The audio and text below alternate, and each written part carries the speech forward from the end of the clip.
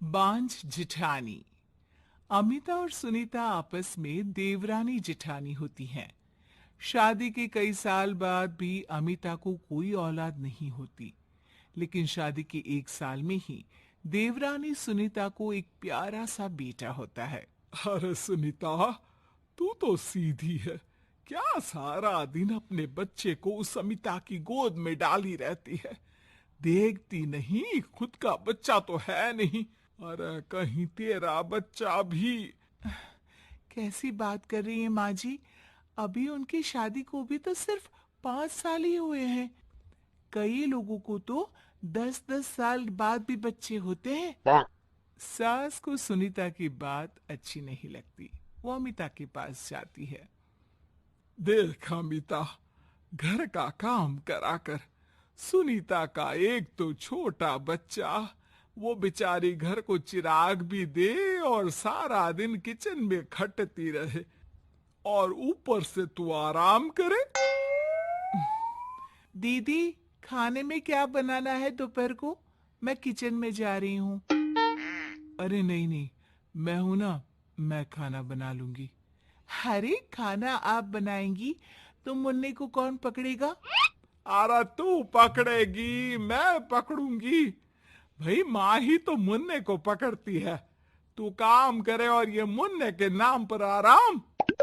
अरे नहीं नहीं माँ जी, मैं माँ हूँ माना, लेकिन अमिता दीदी का प्यार भी कम नहीं है। सारा दिन भी नहीं खिलाएंगी तो रात को नींद नहीं आएंगी इन्हें। अरे तो दूसरे की औलाद तो दूसरे की होती है ना। ला अमिता, मुन्ने को मुझे दे दे। लेकिन जैसे ही मुन्ने को सास गोद में लेना चाहती है, वो उनके पास जाने से इनकार कर देता है। अरे काला जादू कर दिया है इसने।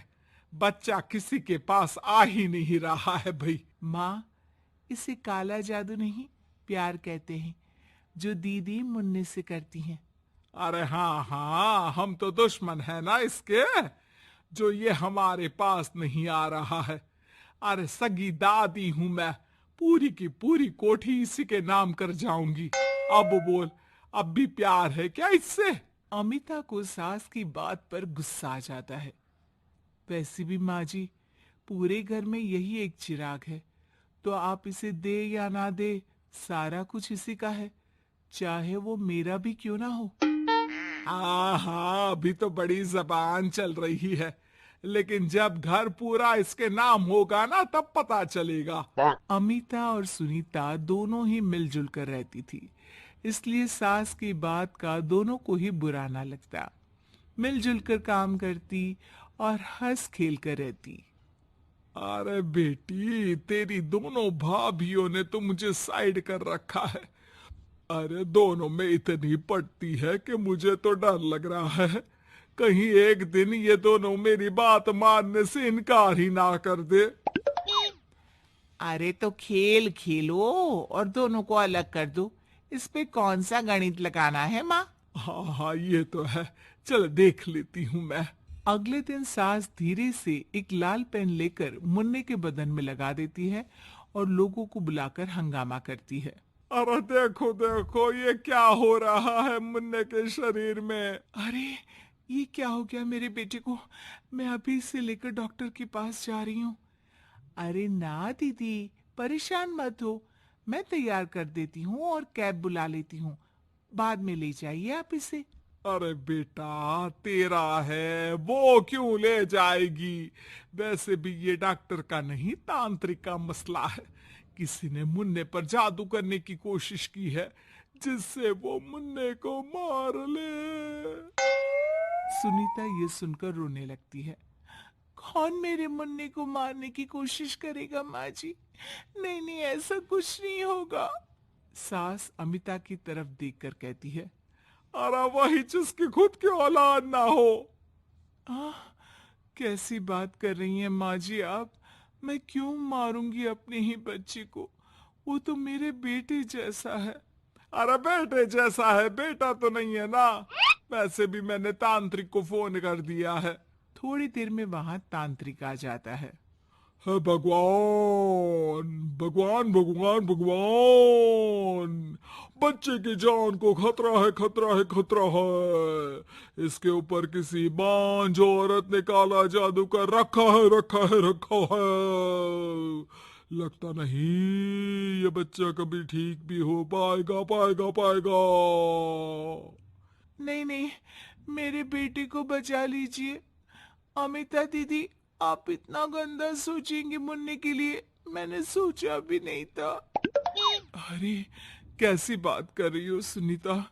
मैंने तो मुन्ने को माँ से बढ़कर प्यार किया।